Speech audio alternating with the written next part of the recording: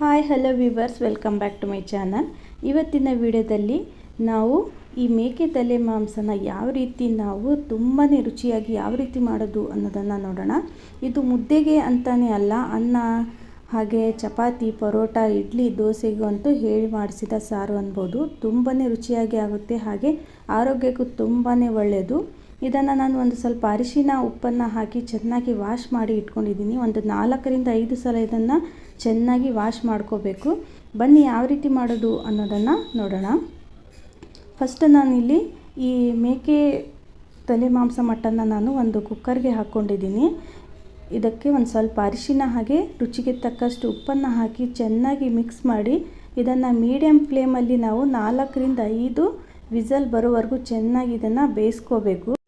ಇದು ಚೆನ್ನಾಗಿ ಬೇಯಿಸ್ಕೊಂಡ್ರೆ ಅಷ್ಟೇ ನಮ್ಮ ಸಾರು ತುಂಬಾ ಚೆನ್ನಾಗಿ ಬರುತ್ತೆ.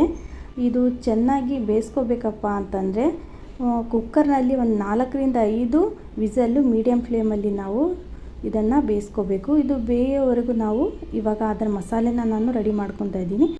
ಟೋಟಲಾಗಿ ನಾನು 1 ತೆಂಗಿನಕಾಯಿನ ತೊಗೊಂಡಿದ್ದೀನಿ. ಬೇಕಾದರೆ ನೀವು ಒಣ ಕೊಬ್ಬರಿ ಕೂಡ ತೊಗೋಬೋದು. ನಾನಿಲ್ಲಿ ಹಸಿ ಕೊಬ್ಬರಿನೇ ಯೂಸ್ ಮಾಡ್ತಾಯಿದ್ದೀನಿ. ಒಂದು 4-5 ಬೆಳ್ಳುಳ್ಳಿನ ಹಾಕ್ಕೊತಾ ಇದ್ದೀನಿ. ಹಾಗೆ ಒಂದು ಸ್ವಲ್ಪ ಈ ಹಸಿ ಶುಂಠಿನ ಹಾಕ್ಕೊತಾ ಇದ್ದೀನಿ. ಆದಷ್ಟು ಈ ಮಸಾಲೆನ ನಾವು ತುಂಬಾ ಸ್ಟ್ರಾಂಗಾಗಿ ಈ ಮಸಾಲೆನ ರೆಡಿ ಮಾಡ್ಕೋಬೇಕು. ಹಾಗೆ 4 ಏಲಕ್ಕಿ ಹಾಗೆ ಒಂದು ಸ್ವಲ್ಪ ಕರಿಮೆಣಸು ಹಾಗೆ ಲವಂಗನ ಹಾಕ್ಕೊತಾ ಇದ್ದೀನಿ. ಆದಷ್ಟು ಈ ಮಸಾಲೆ ತುಂಬಾ ಖಾರವಾಗಿ ಹುಳಿಯಾಗಿದ್ರೇ ತುಂಬಾ ಈ ಸಾರು ರುಚಿಯಾಗಿ ಅನಿಸೋದು. ನಾನೊಂದು ಸ್ವಲ್ಪ ಚಕ್ಕೆ ಹಾಗೆ ಈ ಕರಿಮೆಣಸನ್ನು ಹಾಕ್ಕೊಂಡಿದ್ದೀನಿ. ಹಾಗೆ ಒಂದು ಈರುಳ್ಳಿನ ಹಾಕ್ಕೊತಾ ಇದ್ದೀನಿ. ಜಾಸ್ತಿ ಈರುಳ್ಳಿನ ಹಾಕ್ಕೊಳ್ಳೋಕೆ ಹೋಗಬೇಡಿ. ಜಾಸ್ತಿ ಈರುಳ್ಳಿ ಹಾಕಿದರೆ ಸಾರು ಸಿಹಿ ಆಗಿಬಿಡುತ್ತೆ.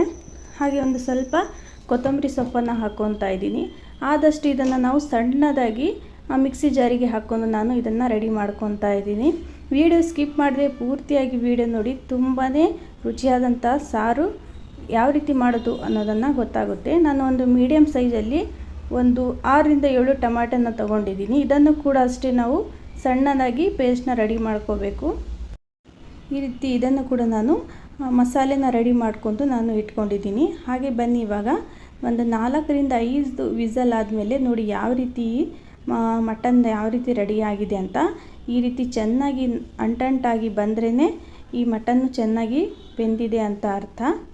ನೋಡಿ ಯಾವ ರೀತಿ ತುಂಬಾ ಚೆನ್ನಾಗಿ ಪರ್ಫೆಕ್ಟಾಗಿ ಮಟನ್ನು ಬೆಂದಿದೆ. ಬನ್ನಿ ಇವಾಗ ಇದಕ್ಕೆ ಒಗ್ಗರಣೆನ ಕೊಡ್ತಾಯಿದ್ದೀನಿ. ಒಂದು ದೊಡ್ಡ ಪಾತ್ರೆಗೆ ನಾನು ಒಂದು ಸ್ವಲ್ಪ ಅಡುಗೆ ಎಣ್ಣೆನ ಹಾಕ್ಕೊತಾ ಇದ್ದೀನಿ. ಹಾಗೆ ನಾನು ಒಂದು ಈರುಳ್ಳಿ ಕಟ್ ಮಾಡಿ ಈ ರೀತಿ ಇಟ್ಕೊಂಡಿದ್ದೀನಿ. ಇದನ್ನು ಕೂಡ ಅಷ್ಟೇ ಒಂದು ಸ್ವಲ್ಪ ಕಂದು ಬಣ್ಣ ಬರೋವರೆಗೂ ಚೆನ್ನಾಗಿ ಎಣ್ಣೆಯಲ್ಲಿ ಇದನ್ನು ಫ್ರೈ ಮಾಡ್ಕೋಬೇಕು ಈರುಳ್ಳಿನ. ಈ ಟೈಮಲ್ಲಿ ನಾವು ಈ ಬೇಯಿಸ್ಕೊಂಡಿರುವ ಈ ತಲೆ ಮಾಂಸನ ಇದಕ್ಕೆ ನಾನು ಹಾಕ್ಕೊತಾ ಇದ್ದೀನಿ.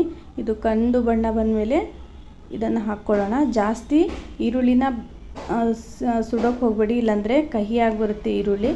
ಇಷ್ಟಾದರೆ ಸಾಕು. ಇದಕ್ಕೆ ನಾನು ಬೇಯಿಸ್ಕೊಂಡಿರುವ ಈ ಮಟನ್ನ ಹಾಕ್ಕೊತಾ ಇದ್ದೀನಿ. ಹಾಗೆ ರುಚಿಗೆ ತಕ್ಕಷ್ಟು ನಾನಿಲ್ಲಿ ಖಾರದ ಪುಡಿ ಹಾಕ್ಕೊತಾ ಇದ್ದೀನಿ. ಬೇಕಾದರೆ ನೀವು ಈ ಟೈಮಲ್ಲಿ ಹಸಿಮೆಣಸಿನ್ಕಾಯಿನ ಹುರಿದು ಕೂಡ ಪೇಸ್ಟ್ ಮಾಡಿ ಹಾಕ್ಕೋಬೋದು.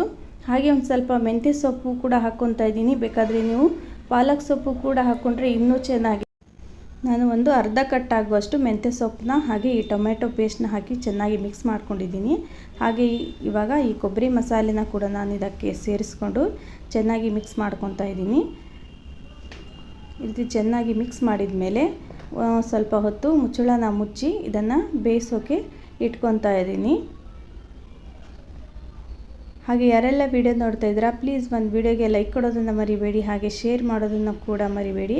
ಹೊಸಬ್ರು ನಮ್ಮ ಚಾನಲ್ನ ನೋಡ್ತಾ ಇದ್ದರೆ ಪ್ಲೀಸ್ ನಮ್ಮ ಚಾನಲ್ಗೆ ಸಬ್ಸ್ಕ್ರೈಬ್ ಆಗಿ ಸಪೋರ್ಟ್ ಮಾಡಿ. ಹಾಗೆ ಬೆಲ್ ಐಕಾನ್ ಆನ್ ಮಾಡ್ಕೊಳ್ಳೋದು ಮರಿಬೇಡಿ. ಬೆಲ್ ಐಕಾನ್ ಆನ್ ಮಾಡಿಕೊಟ್ರೆ ನಾನು ಹಾಕೋ ಪ್ರತಿಯೊಂದು ವಿಡಿಯೋ ಕೂಡ ನೀವು ಮೊದಲು ನೋಡ್ಬೋದು. ಹಾಗೆ ಒಂದು ಸ್ವಲ್ಪ ಬೇಯ್ದ ಮೇಲೆ ನಾವು ಈ ರೀತಿ ನಮಗೆ ಎಷ್ಟು ನೀರು ಬೇಕೋ ಅಷ್ಟು ಅನ್ನ ಆ್ಯಡ್ ಮಾಡ್ಬೋದು. ಆದಷ್ಟು ನೀರು ಜಾಸ್ತಿ ಹಾಕ್ಕೊಳ್ಳೋದಕ್ಕೆ ಹೋಗಬೇಡಿ. ಈ ರೀತಿ ಪರ್ಫೆಕ್ಟಾಗಿ ಆದಮೇಲೆ ಒಂದು ಸ್ವಲ್ಪ ನೀವು ಟೇಸ್ಟನ್ನು ಕೂಡ ಚೆಕ್ ಮಾಡಿ. ಉಪ್ಪು ಏನಾದರೂ ಕಡಿಮೆ ಇದ್ದರೆ ಈ ಟೈಮಲ್ಲಿ ನೀವು ಹಾಕ್ಕೋಬೋದು. ಹಾಗೆ ನಾನು ಒಂದು ಅರ್ಧ ನಿಂಬೆಹಣ್ಣು ರಸನ ಹಾಕ್ಕೊತಾ ಇದ್ದೀನಿ. ಬೇಕಾದರೆ ನೀವು ಹುಣಸೆಹಣ್ಣು ರಸ ಕೂಡ ಹಾಕ್ಕೋಬೋದು. ನೀವು ಹುಳಿ ಜಾಸ್ತಿ ತಿಂತೀರಾ ಅಂದರೆ ಹಾಕ್ಕೊಳ್ಳಿ. ನೋಡಿ ಈ ರೀತಿ 5-10 ನಿಮಿಷ ಚೆನ್ನಾಗಿ ಬೇಯಿಸ್ಕೊಂಡ್ರೆ ಆಯಿತು.